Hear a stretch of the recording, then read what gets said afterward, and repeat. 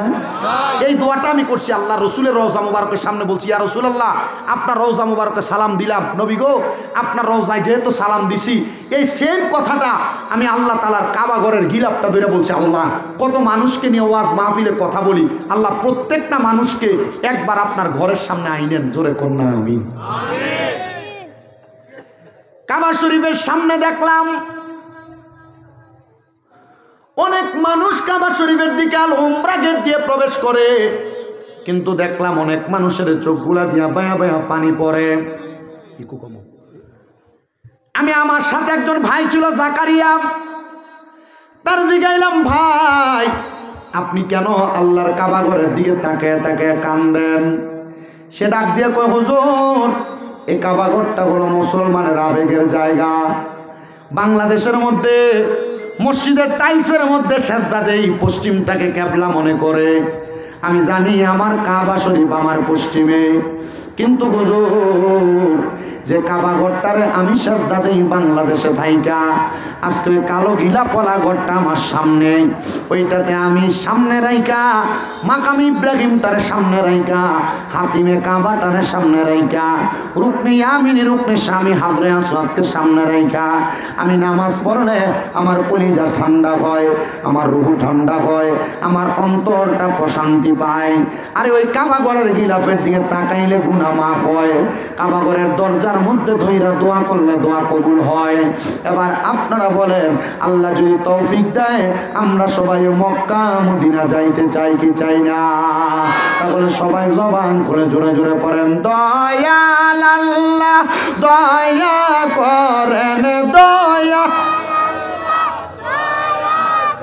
Rain নসিব করেন Medina, লা ইলাহা ইল্লাল্লাহ লা ইলাহা নামাজ রোজা চাই রহনা, কেহ মা বাবার খেদমত চাই রহনা, আমার নবীর দরুদ ভুইল না, বলেন নবীর দরুদ ভুইল না, আমার নবীও তোমায় ভুলবে না, লা ইলাহা ইল্লাল্লাহ লা ইলাহা লা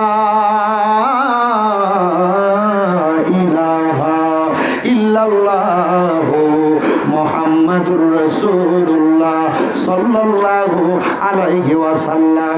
আমার মিরপুরের বাবারা ও সুবর্ণপুর খানবাড়ি পুকুর পার মাদান সংলগ্ন এই জান্নাতের বাগানে আগন্তুক আমার ভাইয়েরা বাবারা বন্ধুরা, আপনারা যারা মাহফিলের মধ্যে বসলেন, মাহফিলের মধ্যে আপনাদের জন্য সুন্দর তাবারুকের ব্যবস্থা করা হয়েছে। যদি আমি আপনাদেরকে প্রশ্ন করি ও বাবারা আপনারা কেন মাহফিলের মধ্যে বসলেন, আপনাদেরকে সুন্দর তাবারুক দিবে এই জন্য, বলবেন হুজুর না আপনারা কেন মাহফিলে বসলেন? একজন দাড়ি পাকা বয়স্ক বাবারে যদি প্রশ্ন করা হয় উনি বলবে হুজুর আমি জীবনে এত গুনাহ করলাম, আমার গুনার খবর আমার সন্তান জানে না, আমার গুনার খবর আমার স্ত্রী জানে না, যদি আমার ফুতে আমার গুনার খবর জানতো আমি বাপরে বাপ হইয়া পরিচয় দিত না।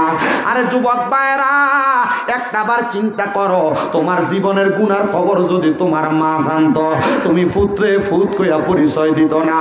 সবার কথা বাদ দিলাম, আমি শামীম রাজার গুনাহ যদি আপনারা দেখতেন এই সুবর্ণপুর এলাকার মধ্যে আমার আপনারা জায়গা দিতেন না, মাহফিলে পয়সা দুইটা কথা বলতে দিতেন না। আপনারা বলেন বাবারা আমরার গুনাহগুলা গোপন রাখছে একজন, তিনি কে? ওগো আল্লাহ এত গুনাহ যে করলাম আপনি তো আমার গুনার কারণে আমার রিজিক বন্ধ করলেন না। একবার চিন্তা করো রে সুবর্ণপুরের মানুষ, একটা মানুষ যদি কোনো অফিস আদালতে চাকরি করে একদিন না গেলে ওই ব্যক্তির একদিনের বেতন কাইটা রাখা হয়, একদিন যদি ডিউটির মধ্যে না যায় একদিনের বেতন কাইটা রাখা হয়। ও আমার আল্লাহ আমরা তো তোমার বান্দা দাবি করি, আমরা তো মসজিদের মধ্যে 5 ওয়াক্ত নামাজের আযান হয়, আমরা তো মসজিদের মধ্যে প্রবেশ করি না। আল্লাহ আমরা তো রোজা রাখি না, আমরা তো দুনিয়াতে তোমার ইবাদত করি না। ও আল্লাহ, তুমি তো আমরার খানা বন্ধ করে দাও নাই, এত সুন্দর দেহ দিলা আল্লাহ গো, ওই আমার হাতটা চলাচল করা তো বন্ধ করলা না? করছে? কথা কম করছি? ও মুসলমান, একটু গভীর মনোযোগ দিয়ে বয়ানটা শ্রবণ করবেন। আল্লাহ তাআলার ইবাদত না করার সত্ত্বেও আল্লাহ আমার চোখগুলা কানা করে নাই, আল্লাহ আমার কানে শোনা বন্ধ করে নাই, আল্লাহ আমার পা গুলার লেংড়া আতুর বানায় নাই। ও আল্লাহ, কেন? আল্লাহ কয় বান্দা লা তাকুনা তুমি রাহমাতিল্লাহ, আমি আল্লাহর রহমত থেকে তোমরা নিরাশ হও না। ইন্নাল্লাহা ইয়াগফিরুয যুনুবা জামিআ, নিশ্চয়ই তিনি আল্লাহ যিনি সকল প্রকার গুনাহগুলা ক্ষমা করে দেয়। ইন্নাহু হুয়াল গফুরুর রহিম, নিশ্চয়ই তিনি আল্লাহ যিনি ক্ষমাশীল এবং দয়ালু। ও মুসলমান, একটাবার চিন্তা করেন, সুবর্ণপুর এলাকায় কোনো মানুষ যদি চুরি করে, রাস্তা দিয়ে যাওয়ার সময় মানুষ তারে বালা মানুষ বলে না, চোর বলে? আল্লাহ, আমি যে নামাজ পড়ি না, কই তুমি তো আমার কপালে লেখা দাও না আমি বেনামাজি, মানুষ আমারে দেখলে বেনামাজি কইয়া ডাকতো। আল্লাহ, আমি যে মিথ্যা কথা বলি, কই তুমি তো আমার কপালের মধ্যে লেখা দাও না আমি মিথ্যাবাদী, মানুষ আমারে মিথ্যাবাদী কইয়া ডাকতো। ও আল্লাহ, আমি যে হারাম খাই, তুমি তো আমার কপালের মধ্যে লেখা দাও নাই আমি হারাম কর, মানুষ আমারে হারাম কর কইয়া ডাকতো। ওই আল্লাহ এত দয়াবান, ওই আল্লাহ এত মায়ার আল্লাহ। আল্লাহ কয় বান্দা, গুনাহ করতে করতে যখন তোমরা ক্লান্ত হয়ে যাও, আমি আল্লাহর কাছে আইসাম, যখন তোমরা দুইটা হাত বাড়ায় দিয়া কান্দো, ও আল্লাহ, তখন আপনি কি করেন গো? আল্লাহ কয় বান্দা ফাযকুরুনি আযকুরুকুম, যখন তুমি আমারে স্মরণ করো আমি আল্লাহ তোমারে স্মরণ করি। আমরা স্মরণ করি আল্লাহ আল্লাহ বইলা, আমরা স্মরণ করি লা ইলাহা ইল্লাল্লাহ বইলা, আমরা স্মরণ করি সুবহানাল্লাহ বইলা, আমরা স্মরণ করি আলহামদুলিল্লাহ বইলা। আল্লাহ, আপনিও কি আমাদেরকে বান্দা বান্দা বইলা স্মরণ করেন? না রে বান্দা না। তাফসীরে জালালাইন শরীফের লেখক আল্লামা জালালউদ্দিন সৈয়দী রহমতুল্লাহ আলাই, আল্লামা জালালউদ্দিন মুহল্লি রহমতুল্লাহ আলাই তাফসীরে কানজুল ঈমান নূরুল ইরফানের মধ্যে আল্লামা মুহাম্মদ ইয়ারকান নঈমী রহমতুল্লাহ আলাই বলতেছে, বান্দা তুমি তো আল্লাহরে আল্লাহ বইলা স্মরণ করো, আমার আল্লাহ তোমারে বান্দা বইলা স্মরণ করে না। ও বান্দা, তুমি যখন অভাবে পইরা আমার আল্লাহরে একবার আল্লাহ কইয়া ডাক দাও, আল্লাহ কয় বান্দা আমি তোর অভাব দূর কইরা তোরে স্মরণ করি। এ বান্দা, কঠিন মুসিবতের মধ্যে পইরা যখন তুমি আমি আল্লাহরে আল্লাহ বইলা ডাক দাও, আমি আল্লাহ তোরে মুসিবত থেকে উদ্ধার করি। কঠিন রোগের মধ্যে পইরা যখন তুমি আমি আল্লাহরে আল্লাহ বইলা ডাক দাও, আমি আল্লাহ তোমারে কঠিন রোগ থেকে শেফা দান করি। এ বান্দারে, যদি তোমরা আমি আল্লাহরে এমনভাবে স্মরণ করো, আমি আল্লাহ তাআলা তোমাদেরকে 10টা নিয়ামত দান করব। আল্লাহ কোন 10টা নিয়ামত দান করবেন? আল্লাহ কয় বান্দারে, 1 নাম্বার তোমার হায়াত বাড়াইয়া দিব। ও মুসলমান, আপনাদের সুবর্ণপুর এলাকায় কোনো মানুষ যখন হার্ট অ্যাটাক করে, কোনো মানুষ যখন স্ট্রোক করে, ওই মানুষটাকে ঢাকা ল্যাবেট হসপিটালের মধ্যে নিয়ে যাওয়া হয়, সর্বনিম্ন 65 থেকে 1,25,000 টাকা আইসিইউর বিল দেওয়া লাগে 24 ঘন্টার জন্য। কিন্তু আল্লাহ কয় বান্দা, ও বান্দা, তুমি যখন আমার প্রশংসা করো, আমি আল্লাহ তাআলা তোমার হায়াতটা বাড়াইয়া দিই। কই 1,60,000 টাকা, 1,50,000 টাকা তো আইসিইউর বিল দেওয়া লাগে না, আল্লাহ অটোমেটিক আমার হায়াত বাড়াইয়া দেয়। আল্লাহ কয় বান্দা, যদি তুমি আমার প্রশংসা করো, আমি আল্লাহ তাআলা 2 নাম্বার তোমার রিজিক বাড়াইয়া দিব। ইনকাম করেন, বরকত হয় না। আপনি টেনশন করতে করতে সিগারেট জ্বালাইয়া টানেন, বলে কেন সিগারেট খান? বলে টেনশন করে সিগারেট খাই। না রে বান্দা না, যদি তুমি এমন টেনশনের সময় কামাই রুজি নাই, যদি আমার আল্লাহর কাছে 5 ওয়াক্ত নামাজের পাশাপাশি তাহাজ্জুদের নামাজের মুসল্লাটা বিছাইয়া গভীর রজনীতে ডাক দিয়া কইতে, আল্লাহ আমার ইনকাম নাই, তুমি আমার ইনকামের বরকত দিয়া দাও। আল্লাহ কয় বান্দা আমার স্মরণ করলে বরকত দিতাম। কিন্তু আমরার মুসলমান এগুলা করে। আল্লাহ তাআলা 10টা নিয়ামত দেয় রে বান্দা, 10টা নিয়ামত দেয়। তিন নাম্বার, ওই বান্দা যদি মুসিবতে থাকে আমার আল্লাহ তাআলা বান্দারে মুসিবত থেকে উদ্ধার করে দেয়। চার নাম্বার, ওই বান্দা যদি কঠিন কোনো রোগের মধ্যে আক্রান্ত থাকে ওই রোগ থেকে আমার আল্লাহ বান্দাকে শেফা দান করে। পাঁচ নাম্বার, ওই বান্দার ঈমানের সাথে মরণ দেয়। সুবর্ণপুর এলাকার কত মানুষ মারা গেল, মারা যাওয়ার সময় বিছনার মধ্যে প্রস্রাব পায়খানা করে দিল, মারা যাওয়ার সময় নাকে মুখে দিয়া রক্ত বাহির হইল, মারা যাওয়ার সময় জিহ্বাটা বাহির করে কামড় দিয়া দিল, মারা যাওয়ার সময় মানুষটা চোখটি উল্টে দিল। এমন মরণ আপনাদের এলাকায় অনেক মানুষ মরছেনি। কত মানুষ মারা যায় একবারও তো চিন্তা করলেন না কেন মানুষটা মারা যায়? ইমাম সাহেবের কাছে দেয়া শুধু মরার খবরটা মাইকে বলার কথা বলেন। যাই কইবেন ইমাম সাহেব আমাদের এলাকার আব্দুর রহিম আব্দুল করিম মারা গেছে, তে তো মারা যাওয়ার সময় জিহ্বার ভিতরে কামড় দিয়া মইরা গেছে, তার তো চোখটি উল্টে গেছে, তার তো নাকে এবং মুখে দিয়া রক্ত বাইর হয়েছে। ও হুজুর, তে তো বিছনার মধ্যে প্রস্রাব পায়খানা করছে। এই প্রশ্নটা নবীর প্রখ্যাত সাহাবী হযরত জাবের ইবনে সামুরা রাদিয়াল্লাহু তাআলা আনহু আমার নবীরে কই, ইয়া রাসূলুল্লাহ মানুষ কেন এমন কষ্ট পায় মারা যায় আপনার কাছে জানতে চাই। আমার নবী কয়, আজরাইল যখন ওই মানুষটার সামনে আসে রে, আজরাইল আসার আগে ওই মানুষটার সামনে দুইটা ফেরেশতা আগমন করে। যেই ফেরেশতাদের চোখগুলো হবে নীল রঙের, ওই ফেরেশতার চেহারা এত ভয়ঙ্কর, ওই ভয়ঙ্কর চেহারা দেইখা বান্দা এক নাম্বার বিছানায় প্রস্রাব পায়খানা করে দেয়। আমার সুবর্ণপুর এলাকার যুবক, সুবর্ণপুর এলাকার মুরব্বী বাবারা, সুবর্ণপুর এলাকার পর্দার অন্তরালের মা, মানুষ মারা যায় লাশ দেখতে যাও, কই একবার তো তোমার মরার প্রস্তুতি নিলা না? আল্লাহর নবী কই, উম্মত এই মরণ বড় কষ্টের রে। ওই দুই ফেরেশতা আযাবের ফেরেশতা, ওই ফেরেশতার চেহারা দিয়ে তাকাইলে বান্দা বিছানার মধ্যে ভয়ে প্রস্রাব পায়খানা কইরা দেয়। হে যুবক, কেমনে রে গুনার কাম করো, কেমনে রে তুমি নামাজ ছাইরা দাও? একবার চিন্তা করো মরার সময় তোমারে কত কষ্ট দেওয়া হবে। আমার নবী কই, উম্মত রে, হে উম্মত, দুই নাম্বার মানুষ মারা যাওয়ার সময় কেন জিহ্বায় কামড় দেয় জানো?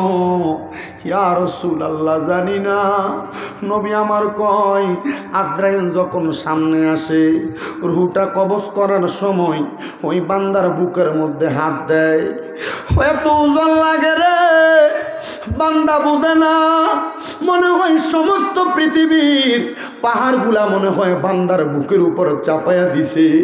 ওই বান্দা আজরাইলের সঙ্গে কথা বলার চেষ্টা করে না, আজরাইল, আজরাইল রে রূহ কবজ করবা, আমি তো এখনো রূহ দেওয়ার মতো প্রস্তুতি গ্রহণ করি নাই। আজরাইল এমনভাবে বুকের মধ্যে থাবা দিব, ওই বান্দার দুই সোয়ালের মাঝখানে জিহ্বাটা বাহির করে দিয়া কামড় দিয়া দিব। বান্দা মুখ দিয়া কথা বলতে পারবে না, তখন বান্দা চোখ দিয়ে ইশারা দিয়া বোঝানোর চেষ্টা করবি। ওই বান্দার চোখটি উল্টে যাইব। ওই মরণ কত কষ্টের মরণ চিন্তা করো রে সুবর্ণপুরের মুরব্বী বাবা। মারা যাইবা, মানুষ তোমারে মাটি দিব, কিন্তু মরার সময় কি কষ্টটাই না পাইবা। নবী আমার কয়, ওই মরার সময় চোখটি উল্টে যাইবা, আজরাইল ইশারা দিয়া কথা বলার সময়। হে বান্দা, নাকে মুখে দিয়া কেন রক্ত বাইর হইবে একবার তো জানতে চাইলা না? আমার নবী কয়, আজরাইলে বুকটার মধ্যে হাতটা রাখার সাথে সাথে বান্দার দুই হাতের সাহা রগটা ঠাস ঠাস করে ছিঁড়া যায়, বান্দার পায়ের রগগুলা ছিঁড়া যায়। মানুষ মইরা গেলে যে শক্ত হইয়া যায়, শক্ত হওয়ার কথা না, তো শক্ত হওয়ার কথা না। কারণ আজরাইলের হাতের থাবাটা পাইয়া মানুষের হাতের রগ পায়ের রগগুলা ছিঁড়া যায়, গাড়ের সাহা রগগুলা ছিঁড়া যায় রে সুবর্ণপুরের মানুষ। মানুষ, তখন রক্ত আর চলাচল করতে পারে না, রক্তগুলা নাক এবং মুখ দিয়া বাইরে হইয়া যায়। ও নবী গো, এমন কষ্ট পাইয়া কারা মারা যায়? এবার আমার নবী হাদিসে মুবারাকার মধ্যে বলে এই কষ্ট পাইয়া মারা যায়। এক নাম্বার, প্রথম তো বলেছিলাম ইন্নাল্লাযীনা কাফারু, নিশ্চয় যারা কুফরি করে, মিন আহলিল কিতাবি, এবং যারা আহলে কিতাব, ওয়াল মুশরিকিনা, যারা মুশরিক বেঈমান। আল্লাহর নবী কয় শোনো জগতের মানুষ, ওয়াল মুশরিকিনা ফি নারি জাহান্নামা খালিদিনা ফিহা। ওই মানুষগুলা যখন মারা যায় রে, মারা যায় রে, মারা যায়, মারা যাওয়ার পরে মানুষগুলার জাহান্নামের মধ্যে দেওয়া হয়। ও আল্লাহ, তারা কারা? আল্লাহ কয় উলাইকা হুম শাররুল বারিয়া। ওই মানুষগুলা হইল সমস্ত পৃথিবীর নিকৃষ্ট মানুষ, সমস্ত পৃথিবীর নিকৃষ্ট মানুষ। ও মুসলমান, মরার কথাটাই না শুনলা? আপনারা যদি কষ্ট করে বসেন, পুরাটা বয়ান আপনাদেরকে শোনায়া দিয়া যাব। ওই মানুষটার রুহু কবজ করার পরে আজরাইল ফেরেশতা ওই মানুষটার রুহুটা হাতে নেয় না রে, ওই মানুষটার রুহুটা আজরাইল ফেরেশতা হাতে নেয় না। যেই দুইটা ফেরেশতা নিমসো কলা ওই বান্দার সামনে আসে, ওই দুইটা ফেরেশতা ওই বান্দার রুহুটারে হাতের মধ্যে নিব, হাতের মধ্যে নিয়া দুইটা ফেরেশতার নাকের মধ্যে তারা রুমাল দ্বারা, কাপড় দ্বারা এইভাবে দিয়ে রাখবো। ও ফেরেশতা, কেন নাকের মধ্যে রুমাল লাগাইলা? ফেরেশতারা জবাব দেয়, এই বান্দা গুনাহ করতে করতে, নামাজ না পড়তে পড়তে, বদ কাজ করতে করতে, হারাম টাকা খাইতে খাইতে, সুদের টাকা খাইতে খাইতে, গোশের টাকা খাইতে খাইতে, পরের হক খাইতে খাইতে বান্দার রুহুটা দুর্গন্ধযুক্ত রুহু হয়ে গেছে। এবার আপনারা বলেন, এই সুবর্ণপুর এলাকায় সুদখোর আছে না নাই? হারাম কর আছে না নাই? পরের হক মাইরা খাওয়িন না আছে না নাই? জমি দখল করিন না আছে না নাই? গীবত কর আছে না নাই? এমন অপরাধীর অভাব নাই। শুধু সুবর্ণপুর না, আমার এলাকায়ও আছে, সারা বাংলাদেশের সব এলাকায় এমন দুই একটা সুদখোর আছে, সুদও খায়, লম্বা লম্বা কত কয় এমন লোক, কথা হয় না? আবার আপনারা এদেরকে নিয়ে মসজিদ কমিটির সভাপতি বানান, এদেরকে ধরে নিয়ে মসজিদের সেক্রেটারি বানাই, এরা এলাকার সর্দার বানায়, কথা কন ঠিক কিনা? ও মুসলমান, এ হারাম কুলগুলারে কেন তোমরা এমন নেতৃত্ব স্থানীয় জায়গার মধ্যে বসাও? আমাদের বুঝে আসে না। আল্লাহর নবীকে উম্মত রে, এমন হারাম কুর লোকদের সাথে যারা সম্পর্ক রাখে, ওই ব্যক্তিগুলা তাদের সাথে সম্পর্ক রাখার কারণে তারা যেই গুনাহগার, তারা যেই গুনাহগার, তোমরা সেই গুনার শিকার হইবা। এবার আপনারা বলেন বাবারা, আমরা সবাই আল্লাহ তাআলার কাছে অধিক পরিমাণ রহমত পাইতে চাই কি চাই না? মুসলমান, কি বৃষ্টি নাকি? কি তো মারহাবা কম, ঠান্ডার সময় কি বিষয় আমি দিই, এটা রহমত। মারহাবা কন। আল্লাহ খুশি হইলে কয় জিনিস দেয়? জোরে কন, কয় জিনিস? বৃষ্টি, কন্যা সন্তান, মেহমান। মারহাবা, বৃষ্টি পেয়ে গেছি, এটা তো আল্লাহর একটা রহমত। মারহাবা কন। মেহমানও তো আসছে, আলে রসুল হযরতে সৈয়দ আহমদ পেয়ারা বাগদাদি হুজুর কেবলার শাহজাদা হুজুর আসছেন না? এটা তো মেহমান, এটা আমাদের থেকে বড় মেহমান না? মারহাবা কন্যা। কারণ কন্যা সন্তান, যারা কন্যা সন্তান আছে, এটা তো আলহামদুলিল্লাহ। কে জানে, হয়তো বা সুবর্ণপুর এলাকার কোনো দিক দিয়া কোনো মহিলার গর্ভ থেকে একটা কন্যা সন্তান আগমন হয়তো করছে। আল্লাহ হয়তো এই মাহফিল, আল্লাহর ওলির মাহফিল কবুল করছে। আমিন কন। আস্তে আমিন কই সারা করে কোন আমিন। শুকরিয়া।